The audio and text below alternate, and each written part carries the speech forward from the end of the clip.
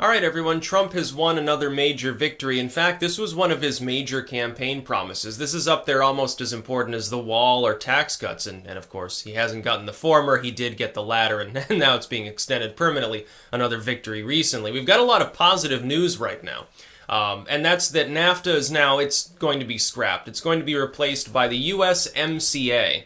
It is a full agreement. Originally, when he began negotiating with Mexico, one worry was, hey, NAFTA is going to go away. We're not going to have a trade deal with Canada. It's basically going to be the U.S. and Mexico. Canada will sit it out, and we'll have to separately do things with them.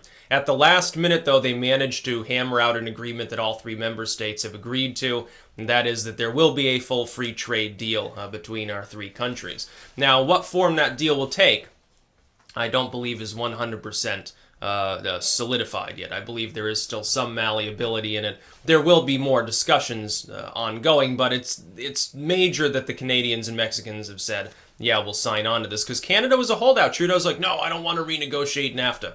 I don't want to do any trade deal stuff. NAFTA's good the way it is, and by the way, we're raising our tariffs just, in a vain confrontation that we can't possibly economically win. Meanwhile, the Standard & Poor, because of this news, this was reported like not even, I think, an hour ago, is heading up towards the possibility of hitting its all-time high, specifically because right now consumer confidence is skyrocketing. Did not the majority of the corporate media, and indeed a lot of politicians, including a lot of Republicans, did they not say that it would be impossible to get Canada to renegotiate this deal? Now, of course, it could be that we look at the final deal. I haven't read over it yet, that it's not that much better than NAFTA, but even if it's only slightly improved, every little bit of improvement helps. This is Trump's ideology, I think. A little bit of improvement here and there, even at significant cost, sets the groundwork for long-term gains. It's little by little that he's achieving these victories. Altogether, it's a major thing. Individually, each improved trade situation or removed tariff is kind of slight. Like if you've got a nation that we're trading with, like Canada tariffs dozens of U.S. goods. If he manages to get them to remove just one tariff, it doesn't seem altogether that spectacular. But if you do that, a dozen different times with a dozen different nations, it begins to mount up, and it helps consumer confidence. Our economy is growing more powerful. They're now talking about the possibility of hitting 5% growth for the third quarter, and I believe that info will be released before midterms. He's blowing it out of the water when it comes to trade and money. And I predicted he would be a money president. The biggest successes that Trump will have are going to be related to things like taxation, regulation, actual fiscal conservatism, which we haven't seen from the GOP in a long time. Bush wasn't a fiscal conservative. He was a big spender. His idea of a tax cut is here. Here's a one-time check for all of you. For no apparent reason. Oh, the dot-com bubble burst. We need to stimulate the economy. Here, I'm going to give you more fake printed money that already belonged to you, but, whatever. Then Obama comes along. Not only is he, a tax and spend liberal, he's also a corporate welfare lover who throws hundreds of billions of free bucks to the U.S. banking system because they made mistakes and then called it a day. By the way, I still oppose the fact that he did that. I think that it would have been better to just let him flatline. Let him get replaced by a banking sector that's willing to make better fiscal decisions. Maybe you wouldn't have had that problem in the first place. Competition, the free market can work. Within a very small number of constraints and protections, a free market fundamentally is to be preferred. We don't really have a free market. It's getting a little bit more free with time under Trump. We're at least going back to the sort of half-conservatism of the Ronald Reagan era. That's a big improvement over the kind of global corruption that we've seen over the last, couple of decades. Things have been getting worse and worse. Even if he's only a mild reformer, he's still gaining victories. What were his main promises? We will build a wall on the border, and Mexico will pay for it, which, in a roundabout way maybe will happen, but not directly. It's never going to happen. So far, we don't have that. We have Mexico proposing maybe a joint project, though, which is more than the Republicans in Congress will give him. If after the midterms, based on the Democrats overstretching on Kavanaugh, good economic indicators, and any other half-ass victory, the Republicans might be more willing to fund his wall proposal. So far, that's been a miss.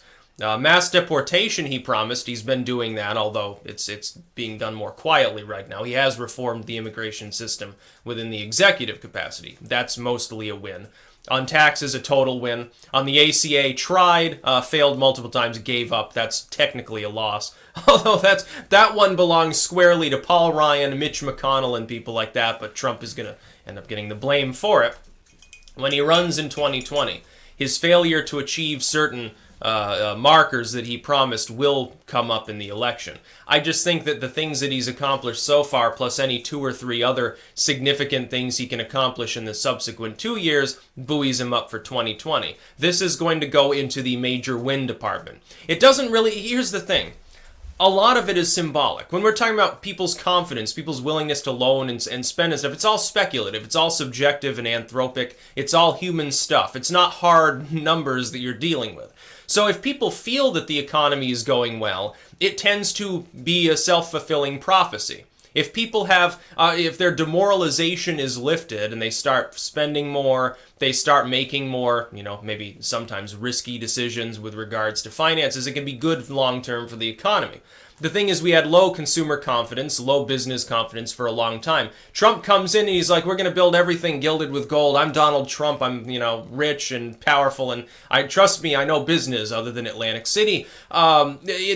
Just having him in there helped. Just having him in there causes higher economic growth. Having Trump as a president, even if he did nothing, would help. Unless it was very visibly that he was doing nothing. This is a significant accomplishment. Removing or changing NAFTA was one of the major promises that he made. Again, right up there with the wall, tax reform, getting rid of the ACA mandate, which he did, reforming the ACA, which so far hasn't happened. That's why that's like maybe a 3/4 loss for him. He's made, several of his promises have already been fulfilled. This and tax reform were 2 of the big ones. I think that this helps him get reelected. I think that this is going to have a major positive impact in the midterms, too. His fans, who might have been demoralized, this is one less talking point that the black pillars of society can really bring up and say, well, Trump hasn't given you what he promised. Well, he did. He managed to get, of all groups, he managed to get a nation run by hobbit-faced Justin Trudeau to sign off on a self-deprecating trade deal that fundamentally benefits the United States more than the other parties involved. And it was really funny to see Mexico, once it was under new leadership. Their outgoing president's like, fuck Trump, I'm not talking to you, screw yourself. The new president's like, yeah, I look forward to working with you. Yeah, I'm basically a socialist, but I'm also kind of nationalistic. Yeah, we've got a problem here too, because people just walk across our southern border on their way to the U.S. and it causes problems. So yeah, we can work, we're going to build a fence down there and see what happens. Yeah, it's a very positive relationship that's building. And then you have the possibility that Brazil will soon be joining us in maybe better relations if Bolsonaro is elected. And I'm talking to people on the ground in Brazil who think there's a good chance that it'll be Bolsonaro in there. If not, there will be major chaos. Either way, it's going to be a big news story. Either Brazil has its own version of Trump, who's like, he gets Me Too'd, and all the leftists there are absolutely upset that he could possibly win. I mean, they're like, oh my God, you mean that people that we don't like sometimes win elections? It's sort of like, how the Clinton fans reacted after the election here. It'd be very funny. I think Bolsonaro would be more willing to work with Trump. The thing is, when you have states run by people who are more strong-arm, they're able to work together in that sphere more easily while also standing up for themselves. It's not like Brazil is going to get screwed on a trade deal with the U.S. if you've got Bolsonaro in charge. But I think he would definitely be willing. I think Trump and other strong-arm leaders, that is, as opposed to maybe a Merkel, only will respect you and work with you if you are kind of like that. It's like that's the reason why he can talk to Kim Jong-un. Obama couldn't. Obama was more of that Senate spirit, that college frat spirit where people get together and pretend to be like in talking about Plato's cave or something. They pretend that they're in ancient Greece wearing togas and discussing meaningless philosophy for hours while they tipple fine wine. Trump is more of the kind of person who says, no, you pour me the $1,000 Chardonnay and let me show you my golden toilet. I'm a big boy just like you. Let's go shoot things or something. He's going to get along more with Putin, with Jinping, Xi, Kim Jong-un, not because he respects tyrannical people, but because he understands that sort of cutthroat mentality more.